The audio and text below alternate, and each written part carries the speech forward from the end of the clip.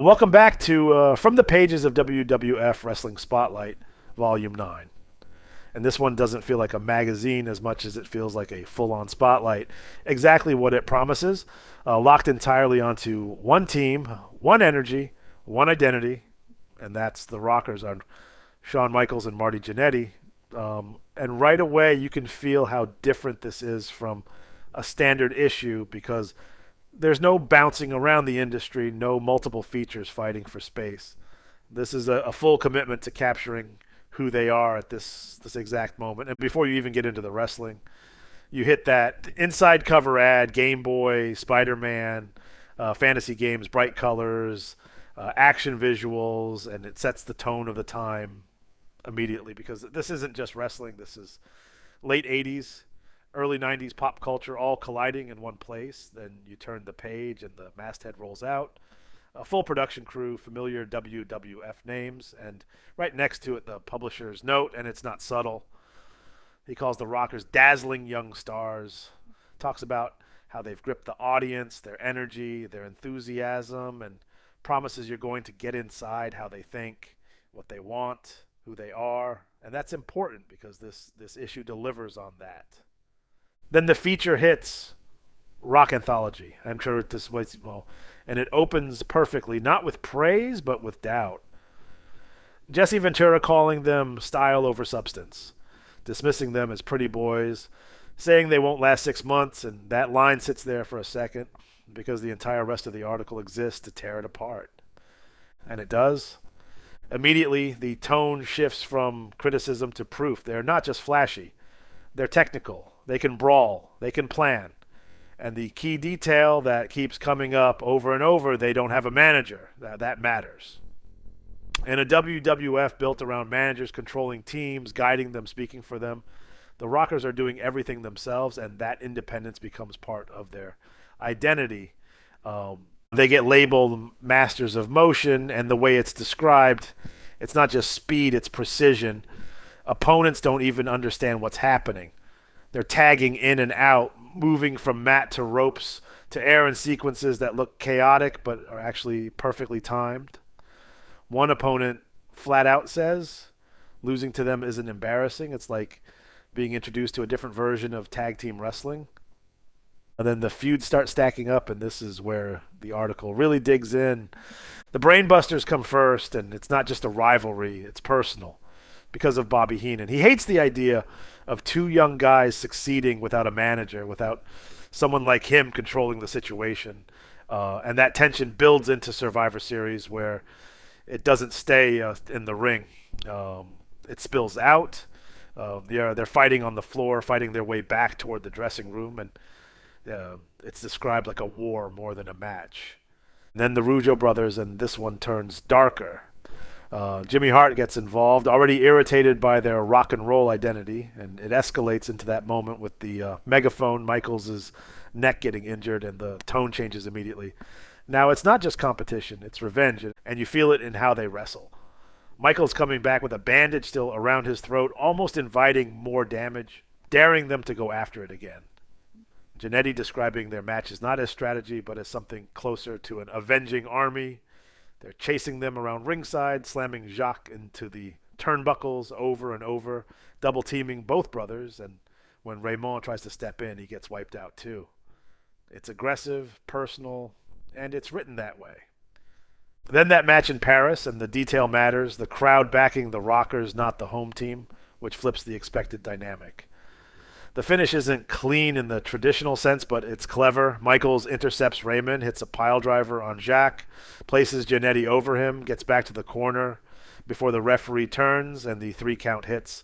It's not just a win, it's control, but it doesn't stop because that's the pattern of this issue.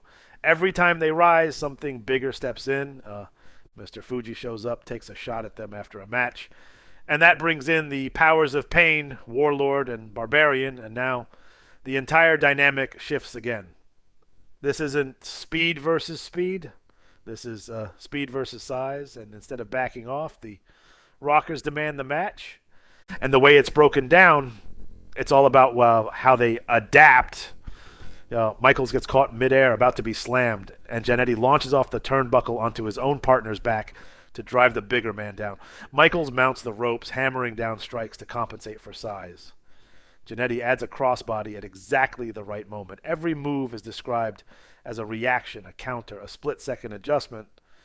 Even when they reference WrestleMania 5 against the Twin Towers, Big Boss Man and Akeem, it's the same story. They shouldn't win on paper, but they find ways to compete anyway. Then comes the Orient Express, and this one brings it back to technical parity. Similar styles, similar speed, but with Fuji's interference, including that salt to the eyes moment that temporarily blinds Jannetty. The matches turn into sequences, rope whips that get reversed into head collisions, flip counters that turn into clotheslines, finishes that break down into chaos on the outside.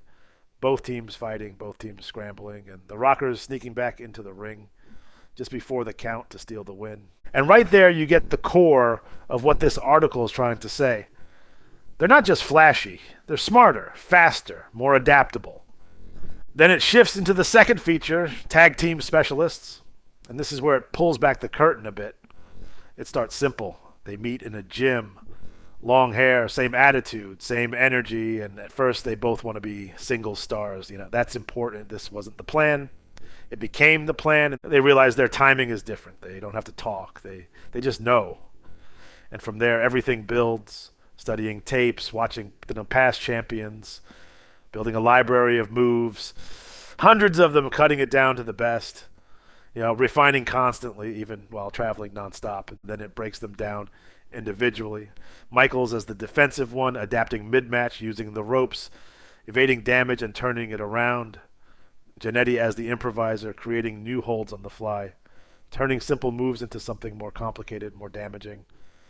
But the real focus is on how they work together, tagging in before a move is even finished. One holding a limb while the other launches from the top rope. Sequences where they ring arms, kick, whip, backdrop, and clothesline all in one flow, finishing by dumping opponents to the floor. And then the signature, the fist drop. Not just one, but both. Either one launching off the other's shoulders, or both hitting from opposite turnbuckles at the same time. It's described almost like choreography, but with impact. The philosophy is simple, and they say it directly. Think as one. If you're not in sync, you're in danger. If you are, you're almost impossible to beat. And the way it closes, it leans into that music comparison. Not a one-hit wonder, not a single act. A band with albums still to come, still evolving, still building. And then the tone shifts again with the trivia quiz, and it's pure fan engagement. Questions about where they're from, who they faced at SummerSlam, Royal Rumble entries, WrestleMania opponents, even deeper cuts in the Tough Stuff section, asking for birthdays, first appearances, magazine covers, and offering a WWF fan club membership as a reward. It's interactive. It pulls you in. And then the back half becomes something else entirely, the merchandise catalog. And this is part of the experience, not separate from it. Pages of Ultimate Warrior gear, neon wall hangings, pillows, wristbands, belt packs, Hulk Hogan bandanas, shirts, wall displays full, Hulk rules branding everywhere. Wrestling buddies, soft plush versions of the stars, friendship bracelets, pins, championship belts you can wear. It's not subtle. It's a full ecosystem. You don't just watch this, you wear it, you collect it, you live it. By the time you close this issue, the feeling is clear. The Rockers aren't being presented as one of many teams. They're being positioned as the standard, the future of tag team wrestling, defined not by size or power, but by speed, timing, and creativity. If you were reading this then, you weren't just watching them, you were being told they were the next step. If this brought you back, save it and come back to it. Drop your memory from this issue. See you next time. Farewell from the Empire State.